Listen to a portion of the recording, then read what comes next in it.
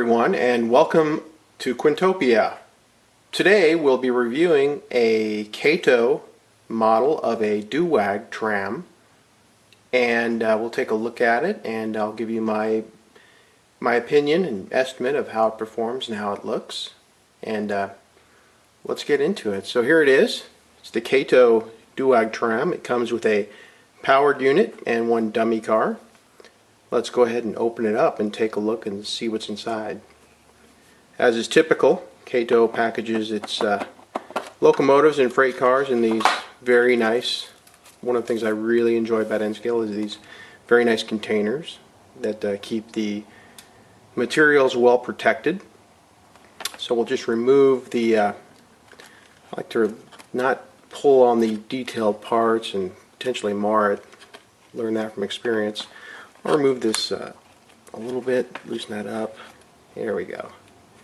I was going to remove this, but it was actually easier to just pull it out anyway. Here is the power car. Move it a little bit closer, and you can see that you can see the motor in there, but they've done a nice job of hiding it. You can tell it's got two powered trucks on the bottom and a fake little pantograph up here on top. So that's the power car. The dummy car is right here, and it connects using a very simple and fairly straightforward coupler mechanism that just slides right in there, pops right in. Actually, I'll go ahead and do it right now. I get to do it with the light on it so you can see. There it is, just very simple, and voila, you're done. So there is the Kato Düwag Tram. Kato, by the way, the product number on this is Kato, let's see if we can see it in the light here, Kato 14635. It does feature a 5-pole motor, which is nice, but it does not have any connections or easy plug and play ability to convert it to DCC. In other words, there's no plug, and as far as I'm aware, there's no circuit board that you can put in here to replace.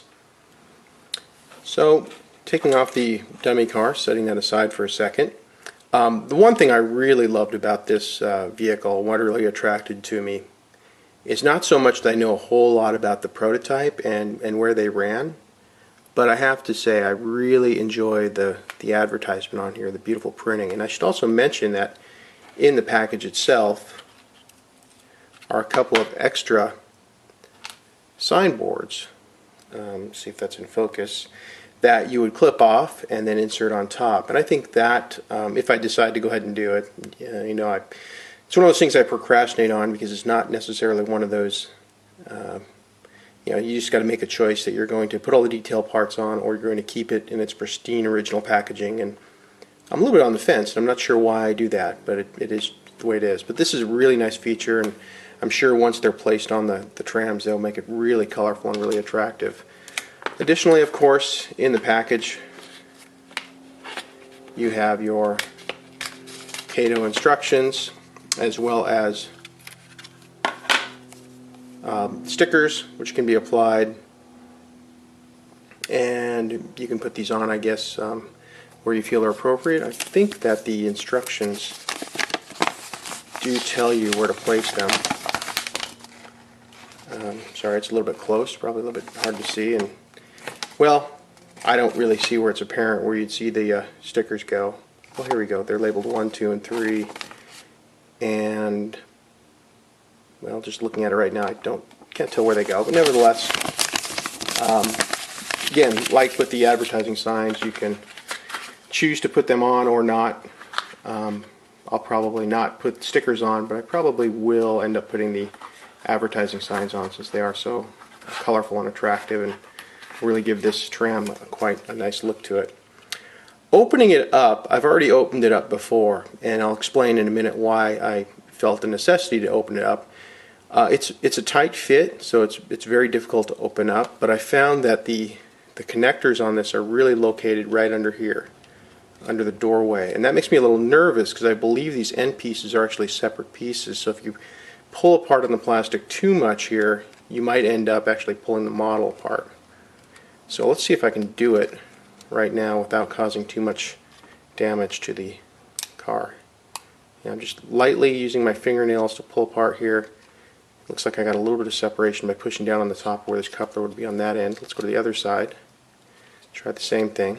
Inserting, well, let's see, adjust the camera here a bit so you can see what I'm doing.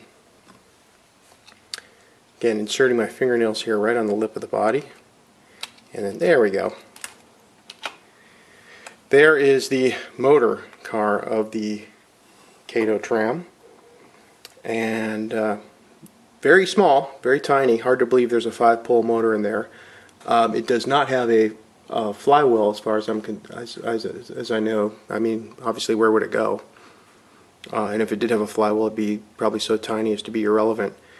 It probably could be adapted to DCC fairly simply. It looks like you've got your power connections from your trucks, from your bogies right there, and probably these are the connections to the motor. So cutting these connections here, inserting the decoder in the middle would probably be able to do the job. There's, as you can tell from looking at this body, there's no lighting. There's no light connections in here. You can tell there's no connection to the pantograph, which is non-operational. The reason I have to take it apart is it's very lightweight. It is, you can't even tell the difference virtually between the dummy car and the motor car. And this leads to a little problem, obviously, is because as we know, lightweight vehicles do not have the best track record, no pun intended, for picking up the electrical signal from the rails, or the electrical power from the rails. They're just too lightweight. So we'll give it a test run and see how it does, and see how that connection works.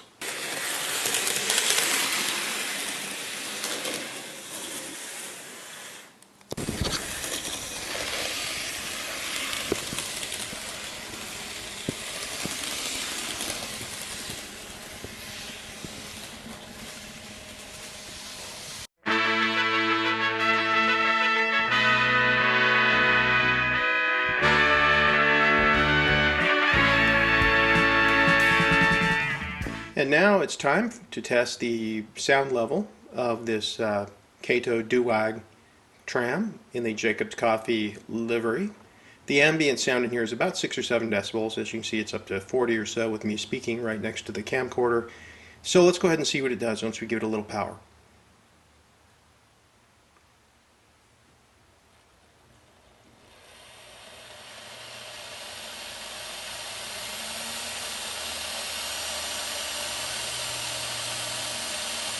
So 10 volts is about 31 decibels.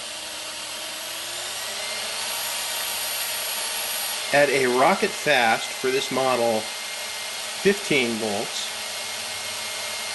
about 35 decibels.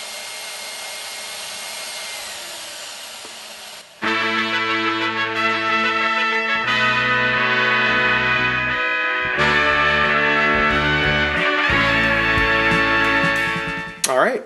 Now it's time for the report card. How did Kato do on this, or at least what's my opinion?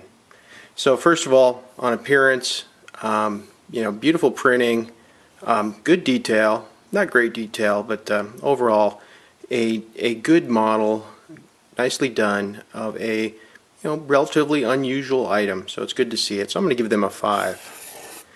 Performance is a little bit of a challenge due to its lightweight 2-wheel pickup. It's not a great performer. It's not going to be a great performer unless some modifications were done, which might involve converting to DCC, connecting another wire to pickups in this car, adding additional weight. So performance, I'm going to have to rate it fairly low. And that's harsh, I know, beautiful model, but it's not a good performer. Again, I don't know if it's Kato's fault necessarily, but it is very difficult to get these small little locomotives to work well in N scale. Conversion, I haven't done conversion yet, so we won't talk about that, and that's conversion to DCC. Cost, I've seen these range from about 85 euros to 100 US dollars, so generally, given the quality of the train, the detail, I think the cost is a great feature of this one. X factor, in this case, I'm going to say the little advertising signs, the The different advertising logos you can get, there's about 4 or 5 different versions of this with different advertisements. I think that's pretty cool, and I think the little signs you add on are pretty neat as well. So I'm going to give it a 4 on the X Factor list. So that gives me a total ranking of 16, which, you know, on average, 4 out of 16, that's an average of 4. So not a bad model. I think the performance issue is probably a big one, and if you do set it up on a tram track, it's going to have some challenges just being a consistent little runner unless something's done to it. So overall, a 4 out of 5, total score of 16 out of the 4 out of 5 measures I could grade it on. I hope you enjoyed this, and thank you for watching. Please feel free to leave a comment, question, or correct me if I misstated something. Thank you very much.